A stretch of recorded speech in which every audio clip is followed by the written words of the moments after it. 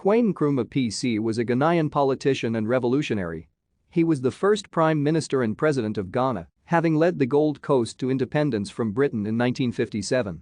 An influential advocate of pan-Africanism, Nkrumah was a founding member of the Organization of African Unity and winner of the Lenin Peace Prize from the Soviet Union in 1962. After 12 years abroad pursuing higher education, developing his political philosophy, and organizing with other diasporic pan-Africanists, Nkrumah returned to the Gold Coast to begin his political career as an advocate of national independence.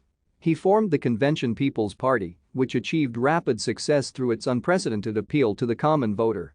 He became Prime Minister in 1952 and retained the position when Ghana declared independence from Britain in 1957.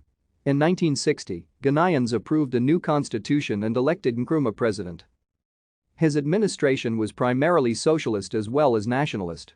It funded national industrial and energy projects, developed a strong national education system, and promoted a pan-Africanist culture.